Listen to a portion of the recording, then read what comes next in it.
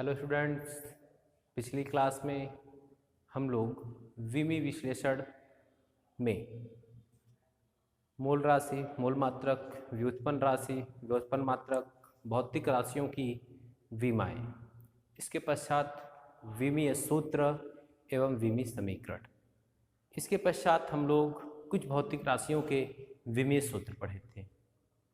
इसके बाद हम लोग विभिन्न प्रकार के चर तथा अचर को पढ़े थे। इतनी सारी टॉपिकों के विषय में कल हम लोगों ने डिस्कस कर लिया था। आज की टॉपिक होगी विमाओं के अनुप्रयोग। आज की क्लास में हम लोग विमाओं के अनुप्रयोग के विषय में डिस्कस करेंगे। विमाओं के अनुप्रयोग, तो विमा के क्या क्या अनुप्रयोग हैं उसको मैं आपको नंबरिंग वाइज बताते चल रहा हूं और उसको एक उदाहरण के माध्यम से आपको समझाते चल रहा हूं। तो विमी विश्लेषण में विमा निकालना किसी भी भौतिक राशि का और विमा के अनुप्रयोग, ये दोनों चीज़ें बहुत ही इंपॉर्टेंट हैं। पहले अनुप्रयोग में पढ़ा जाता है किसी भौतिक राशि के मात्रक को एक पद्धति से दूसरे पद्धति में बदलना। पहला अनुप्रयोग होता है क्या?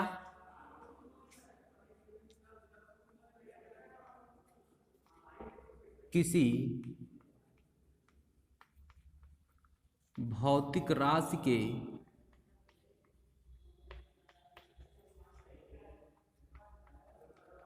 मात्रक को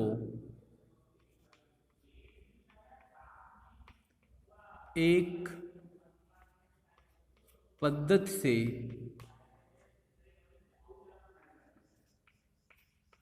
दूसरे पद्धति में बदलना, ये पहला अनुप्रयोग है। इसमें किया क्या जाता है कि किसी भी मात्रक को एक पद्धति से दूसरे पद्धति में बदला जाता है।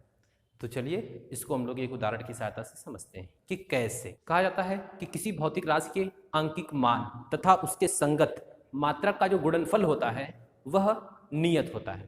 मैं कहूँ कि मान लेता हूँ कोई एक भौतिक राशि है, उसका विभिन्न पद्धतियों में जो आंकिक मान है वह n1 n2 है तथा जो मात्रक है वह क्रमशः u1 u2 है। अगर भौतिक राशि को मैं q मान लूँ तो लिखा जा सकता है q बराबर n1 u1 और ये बराबर होगा n2 u2 के।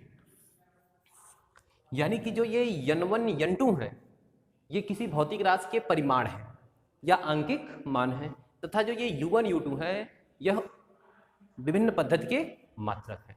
तो आंकिक मान और मात्रक का जो गुणनफल होता है वह नियत होता है। ठीक है, तो ये एक प्रकार से फार्मूला हो गया और इसी फार्मूले के आधार पर ही हम एक पद्धति को दूसरे पद्धति के मात्रक में चेंज करेंगे। किस विधि से? विमीय विधि से। तो देखते हैं कि कैसे ये सिद्ध किया जाता है। ठीक, मैं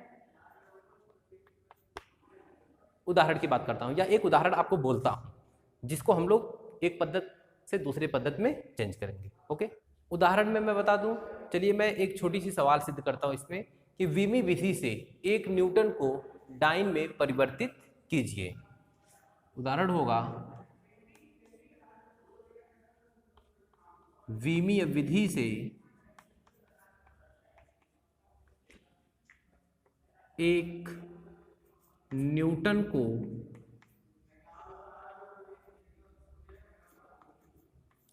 डाइन में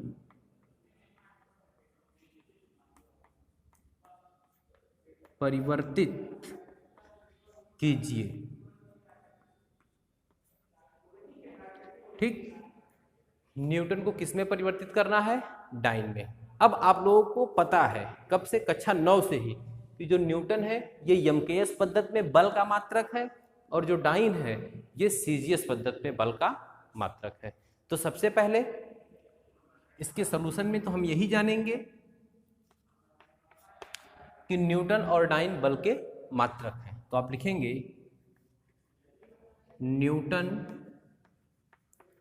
और डाइन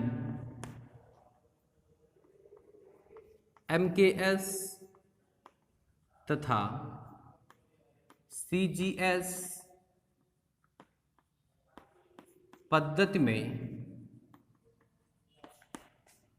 बल के मात्रक हैं। ओके, बल के मात्रक हैं तो बल की विमा क्या होगी?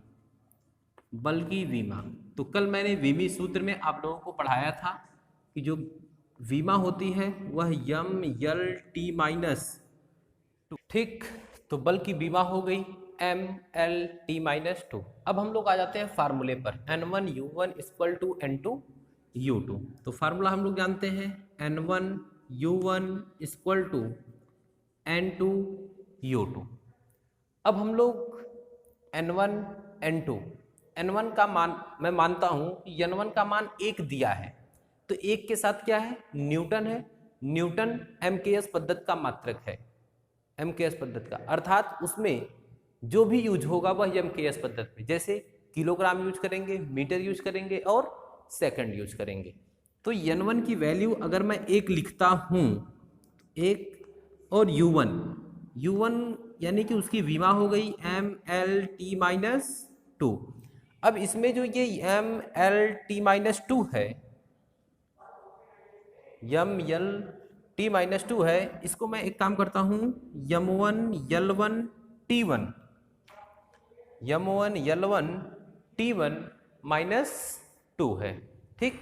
अब जो ये M1 L1 T1 माइनस 2 है, ये MKS पद्धति में है और ये इक्वल है किसके? N2।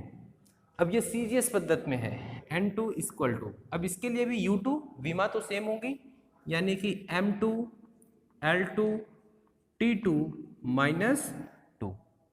फिर से मैं एक बार आपको बताना चाहूँगा कि M1 L1 T1 ये MKS पद्धति में बल के विमा है और M2 L2 T2 ये CGS पद्धति में है, यानी कि M1 किलोग्राम है, L1 मीटर है और T1 सेकंड है।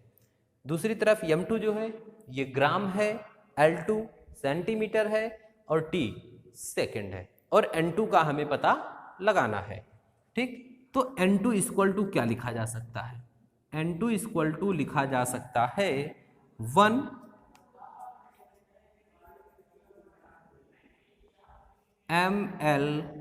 M1 L1 T1 माइनस 2, और ये N2 के साथ मल्टीप्लाई, ये इधर आएगा तो डिवाइड हो जाएगा, यानी कि इसको लिखा जा सकता है M2 L2 T2 माइनस 2। अब इसमें हम करते क्या है कि M को M के साथ, L को L के साथ रख लेते हैं, यानी कि अगली लाइन में इसे लिखा जा सकता है N2 इक्वल टू, ऑलरेडी ये 1 है,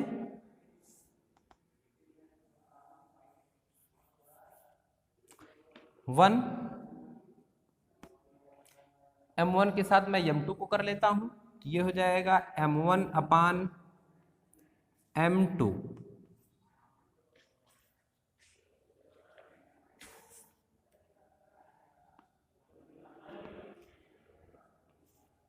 L1 के साथ मैं L2 को कर लेता हूं, L1 अपान L2।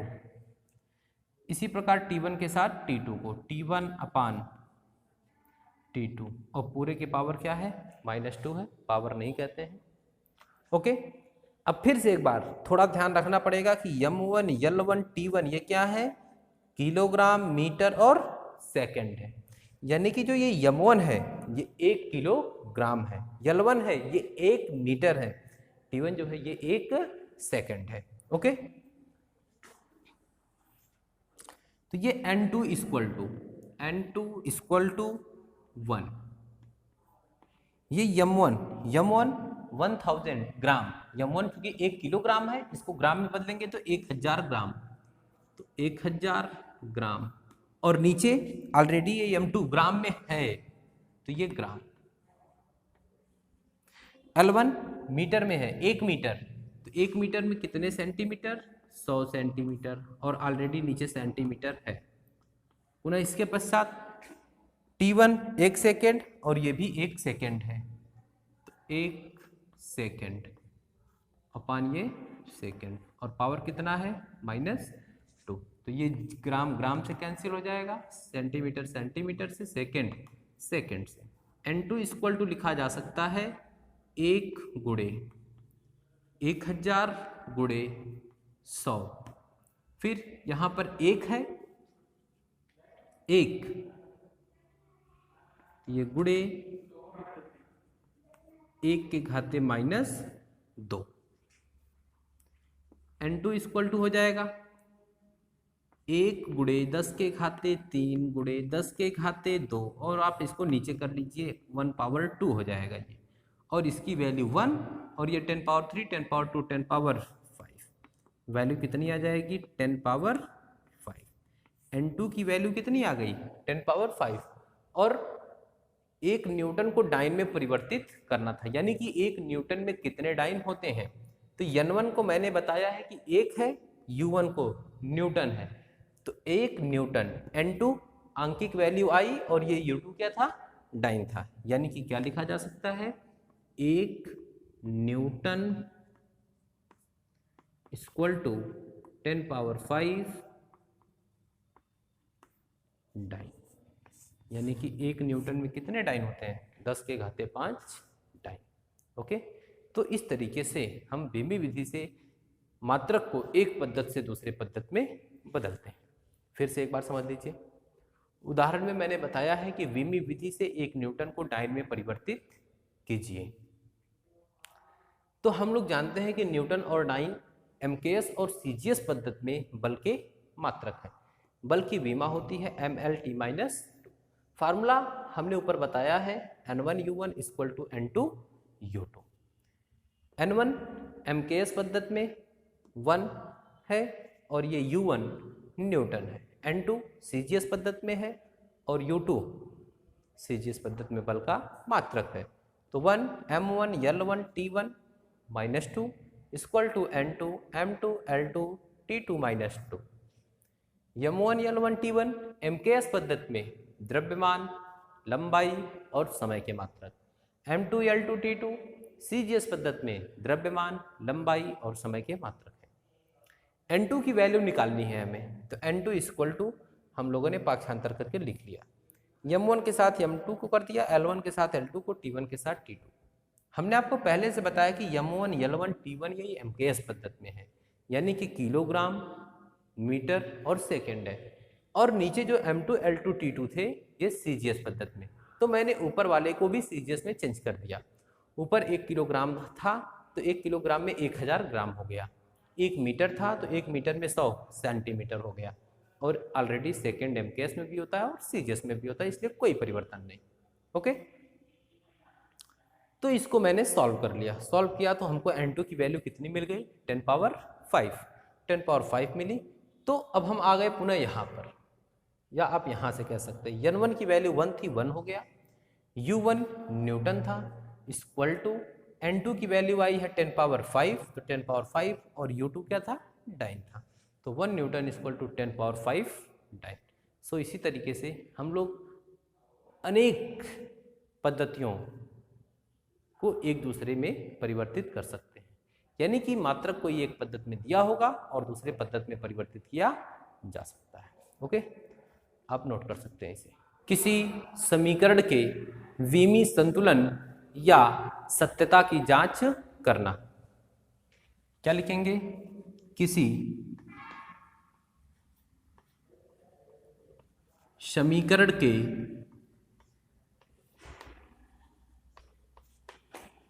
विमीय संतुलन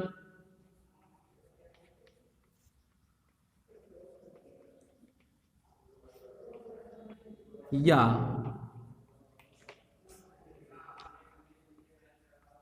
सत्यता की जांच करना। ये दूसरा अनुप्रयोग होगा कि कोई आपको समीकरण दे दिया जाएगा, आप उसके विमीय संतुलन या सत्यता की जांच करेंगे। ये विमाओं के अनुप्रयोग में नंबर 2 टॉपिक है। कहा जाता है कि किसी समीकरण के विमीय संतुलन या सत्यता की जांच करने के लिए उसके दोनों पक्षों में जो पद होते हैं, जो जोड़े जाते हैं, या घटाए जाते हैं तो उसमें प्रत्येक पद की जो विमाएँ होती हैं वो एक समान होनी चाहिए, जिसे विमाओं के समांगता का सिद्धांत कहते हैं। जब हम समीकरण के विमीय सत्यता की जांच करते हैं तो उसके बाएं पक्ष और दाहिने पक्ष की विमा एक समान आनी चाहिए। अगर दोनों पक्षों की विमाएं समान आती हैं तो समीकरण सत्य होता है, और यदि विमाएं दोनों पक्षों की समान नहीं आती हैं तो समीकरण असत्य होता है। तो इसको भी हम लोग एक उदाहरण की सहायता से समझते हैं। एक मैं आपको समीकरण बताता हूं। एक फार्मूला है, सूत्र t बराबर 2 पाई अंडर रूट एल अपान जी की विमीय विधि से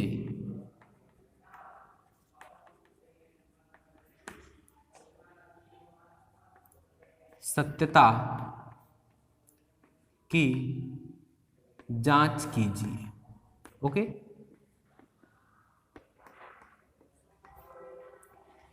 एक समीकरण मैंने बता दिया है, t बराबर 2 पाई अंडर रूट एल अपान जी।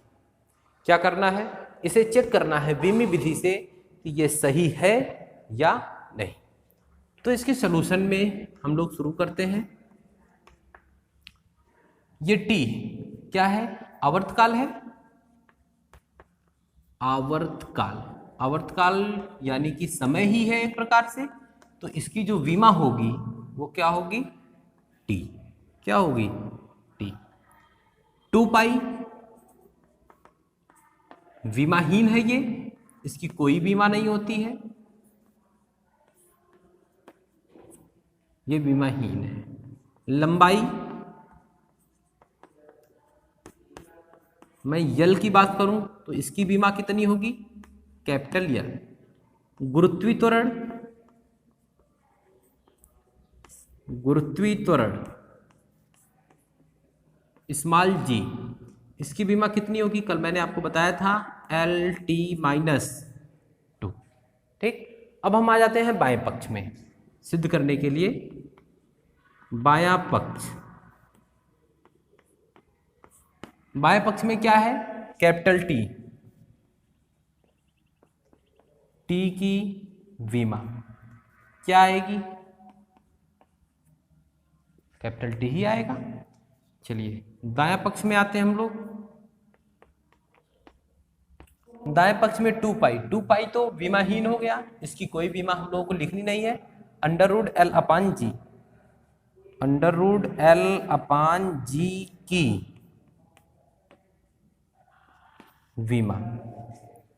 अंडर रूट का मतलब क्या हो गया, अंडर रूट हटाएंगे तो पावर में 1/2 लिखा जा सकता है, यानी कि L अपान जी के पावर 1/2 ऐसा हम लोग लिख सकते हैं। L लंबाई है, इसकी विमा क्या लिखी जाएगी, कैपिटल L अपान जी, जी के लिए क्या लिखा जाएगा, एल टी माइनस 2 और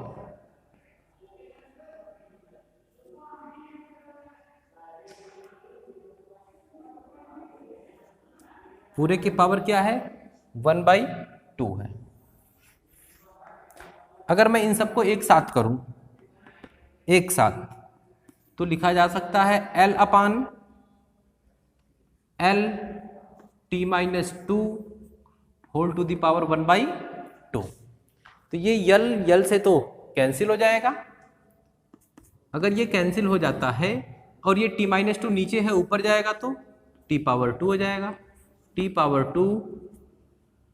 अब हम लोग घात में जानते हैं कि अगर किसी घात की भी घात होती है तो उन दोनों घातों का आपस में मल्टीप्लाई हो जाता है। तो ये हो जाएगा t पावर 2 इंटू 1/2 और ये 2 से कैंसिल हो जाएगा, मिल क्या जाएगा, तो बाएं पक्ष की भी बीमा t और दाहिने पक्ष की भी बीमा t, अर्थात बायां पक्ष जो है जो दाहिने पक्ष के क्या है, बराबर है। तो आप लिखेंगे बायां पक्ष ये बराबर है दायां पक्ष के। अतः समीकरण क्या होगा, सत्य होगा। तो आप लिखेंगे अतः समीकरण सत्य। तो इस तरीके से किसी भी समीकरण की जांच की जा सकती है कि दिया गया समीकरण सत्य है या असत्य है। ओके, सो इसे आप नोट कर लीजिए। विमाओं के अनुप्रयोग में तीसरा नंबर हम लोग पढ़ते हैं, विभिन्न भौतिक राशियों के बीच संबंध स्थापित करना। विभिन्न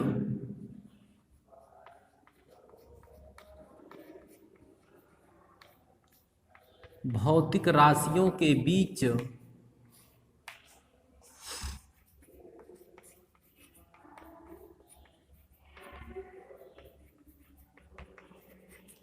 संबंध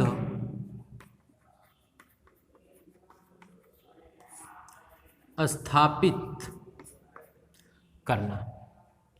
नंबर 3 क्या पढ़ेंगे, विभिन्न भौतिक राशियों के बीच संबंध स्थापित करना। यदि हमें किसी भौतिक राशि के विषय में यह जानकारी या यह ज्ञात हो कि वह भौतिक राशि किस किस राशि पर निर्भर करती है, तो हम उस राशि की विमा लिखकर विमीय संतुलन की सहायता से उनके बीच संबंध स्थापित कर सकते हैं। तो मैं पुनः आपको एक उदाहरण के माध्यम से ही इसे समझाता हूं कि कैसे कोई भौतिक राशि किन किन चीजों पर निर्भर करती है, तो उसके बीच क्या संबंध स्थापित होना चाहिए। तो मैं क्वेश्चन बोल दूं या लिख दूं, शॉर्टकट में लिख देता हूं, बाकी आप जानते रहिएगा। ठीक है, क्वेश्चन है कि यदि किसी सरल लोलक का आवर्तकाल, ऐसा आपको प्रश्न में मिलेगा, यदि किसी सरल लोलक का आवर्तकाल t। चलिए सर इसका सलूशन निकालते हैं हम लोग। मैं लिखता हूं कि माना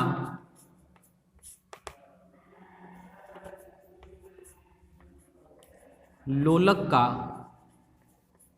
आवर्तकाल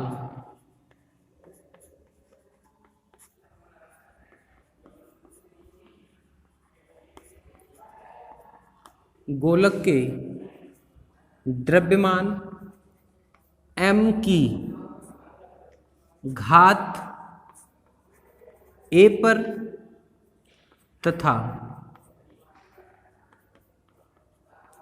लोलक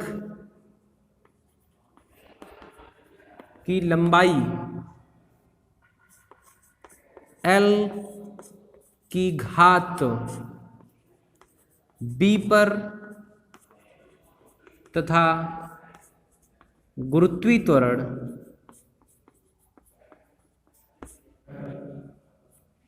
g की घात c पर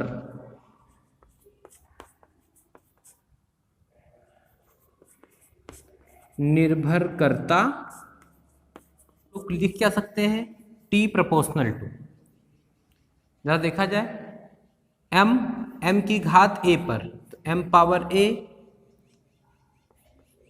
फिर दूसरा l की घात b पर, तो l पावर b, और तीसरा है g की घात c पर। ठीक है, अब हम ये प्रोपोर्शनल हटाते हैं, कोई कांस्टेंट मान लेते हैं। कांस्टेंट मैंने मान लिया क्या, k, तो k m power a, l power b और g पावर c, इसी को मैंने मान लिया समीकरण नंबर 1। अब मैं क्या करता क्या हूं कि दोनों पक्षों की विमाएं लिख लेता हूं।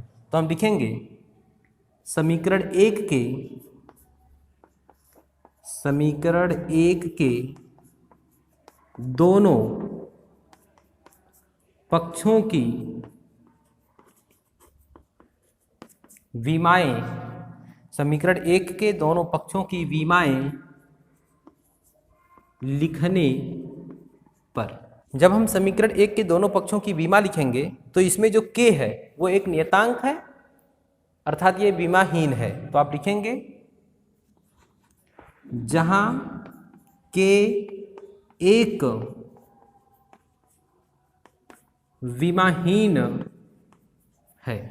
जब k एक विमाहीन है तो हम लोग लिख क्या सकते हैं, देखिएगा ये t आवर्तकाल है तो उसकी विमा क्या हो जाएगी, capital T equal to m द्रव्यमान है, इसकी विमा क्या हो जाएगी, m पावर a, l लंबाई की विमा l कैपिटल L, ये पावर b है, और गुरुत्वीय त्वरण g, इसकी विमा हो जाएगी Lt-2 और पावर क्या है c।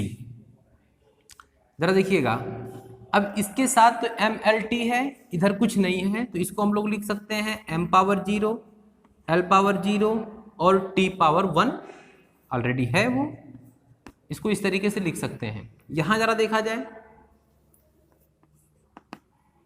ये हो गया m पावर a, यहां l जरा देखिएगा, l यहां b है और यहां l पावर c भी है, तो अगर हम दोनों को जोड़ें तो बेस सेम है, बीच में मल्टीप्लाई है तो पावर इनके जुड़ जाएंगे, यानी कि इसे लिखा जा सकता है l power b plus c और t पावर -2 और ये c, तो ये हो जाएगा t पावर -2c। अब हम करते क्या है कि बाएं पक्ष का दाएं पक्ष के साथ तुलना कर देते हैं, तो लिखेंगे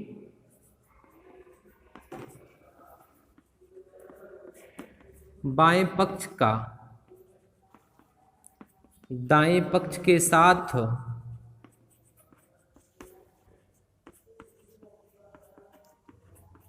तुलना करने पर,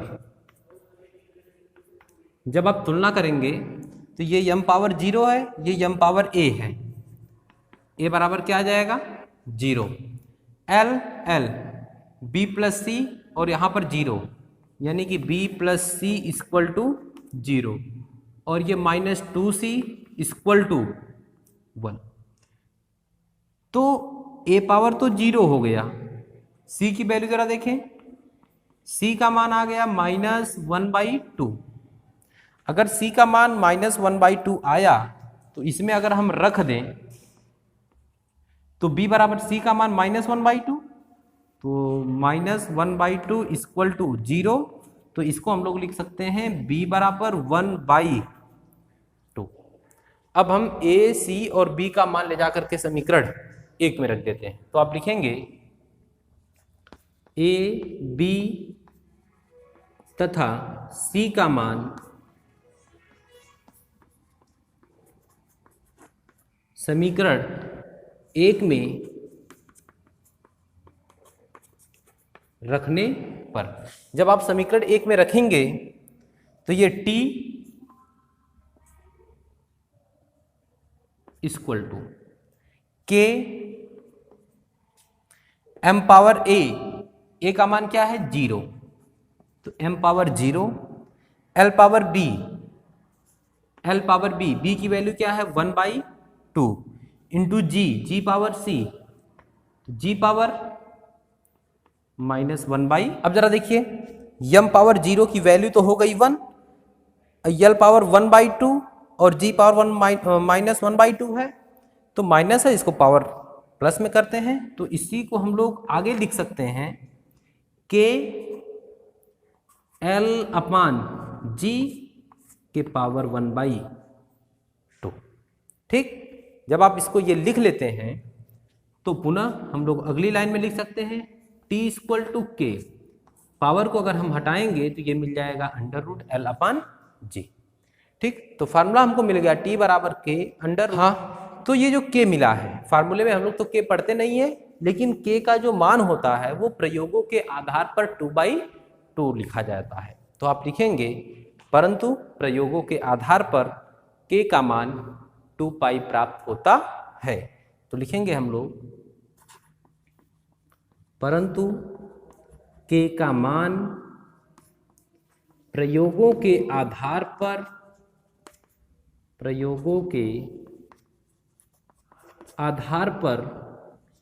2π प्राप्त होता है। जब ये 2π प्राप्त होगा तो t बराबर हम लोग लिख सकते हैं 2π अंडर रूट L अपान, यही फार्मूला हम लोग पढ़ते भी हैं और यही फार्मूला हमको बीमी विधि से मिल भी जाता है। तो इस तरीके से हम लोग क्या करते हैं, आराम से संबंध भी स्थापित कर लेते हैं। ओके, विमाओं के अनुप्रयोग में नंबर 4 कहा जाता है किसी समीकरण में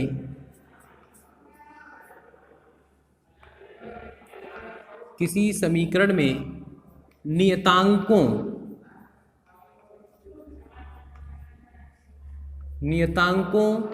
या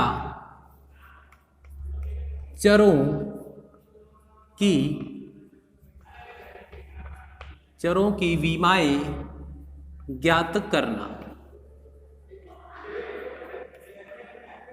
ठीक, किसी समीकरण में नियतांकों या चरों की विमाएं ज्ञात करना कहा जाता है कि यदि किसी समीकरण में जोड़े या घटाए जाने वाले पदों में अज्ञात नियतांक या चर पद हैं तो दोनों पदों की तुलना करके अज्ञात नियतांक या चर पदों की विमा ज्ञात की जा सकती है। ठीक है, तो इसको भी हम लोग एक उदाहरण की सहायता से ही समझते हैं। तो मैं क्वेश्चन लिख देता हूं, किसी कण का वेग भी, सॉल्यूशन इसका, विमाओं के अनुप्रयोग में नंबर 4 किसी समीकरण में नियतांकों या चरों की विमाएं ज्ञात करना। इस पर मैंने एक उदाहरण बता दिया आपको कि किसी कण का जो वेग है भी वह a plus B T plus C upon D plus T के अनुसार समय t पर निर्भर कर रहा है, तो a, b, c तथा d की विमा ज्ञात करनी है। तो इसके सॉल्यूशन, अगर आप इसका सॉल्यूशन निकालते हैं तो सीधे सीधे आप लिखेंगे कि विमीय संतुलन के अनुसार, विमीय संतुलन के अनुसार पहले हम a की विमा निकालें, क्योंकि हम लोग जानते हैं कि जितने भी पद जोड़े जाते हैं प्रत्येक पद की जो विमा होती है वो किसी ज्ञात विमा के बराबर होती है। तो जो a की विमा होगी वो v की विमा यानी कि वेग की विमा के बराबर होगी। a की विमा बराबर वेग v की विमा, तो वेग v की विमा क्या होती है भाई, Lt-1, यही होता है। चलिए आगे आते हैं, Bt की विमा बराबर वेग v की विमा, तो हमको b की निकालनी है, तो b की विमा इक्वल टू v की विमा अपॉन t की विमा। तो इसको भी हम लोग क्या लिख सकते हैं, v वेग की विमा Lt-1 और ये अपान t, पूरा इसको लिखा जा सकता है Lt-2। अब जरा d प्लस टी को देखा जाए, d प्लस टी में d को t के साथ जोड़ा गया है, d को t के साथ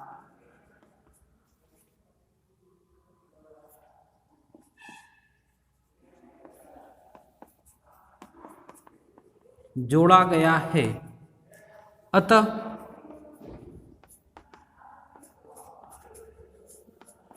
d की विमा ये बराबर होगा t की विमा के,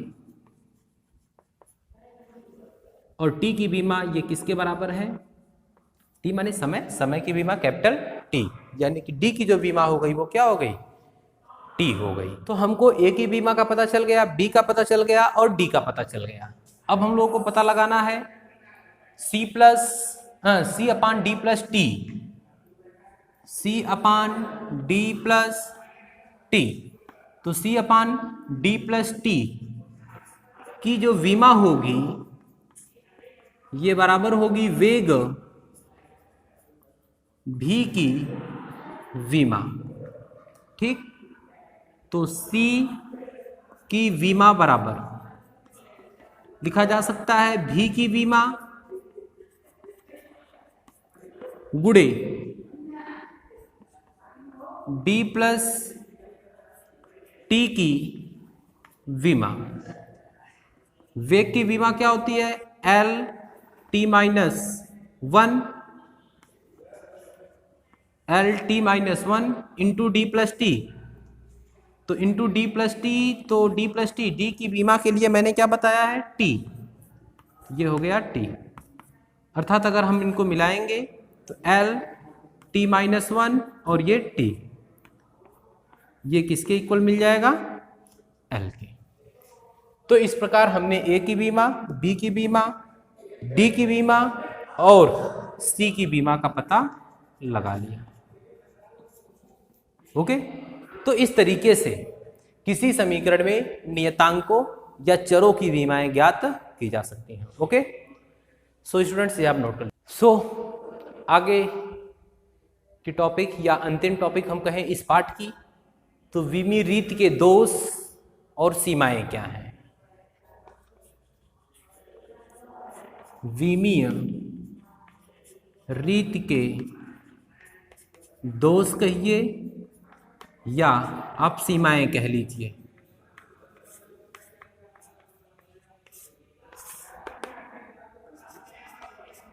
कि विमी रीत से कुछ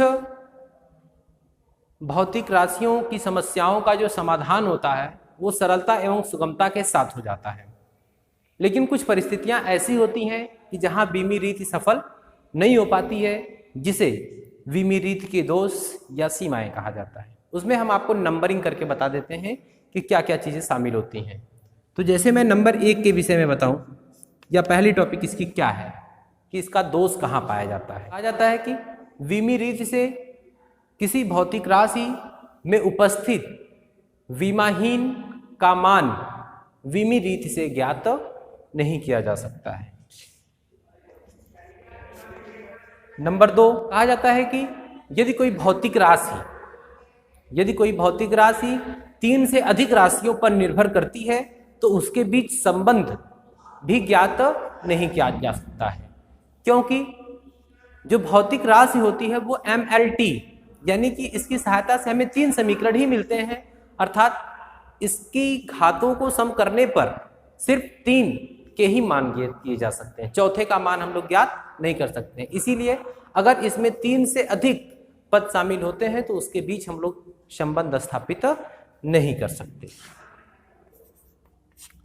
माना जाता है कि विमी रीत से ऐसे समीकरणों की स्थापना नहीं की जा सकती है जिसके प्रत्येक पक्ष में 2 या 2 से अधिक बार धन या ऋण चिन्ह शामिल किए गए हैं, यानी कि उसके प्रत्येक पक्ष में सिर्फ आप कह सकते हैं कि एक बार धन आ जाए या एक बार ऋण आ जाए। 2 या 2 से अधिक बार होने पर उसको हम लोग सिद्ध या स्थापित नहीं कर सकते हैं।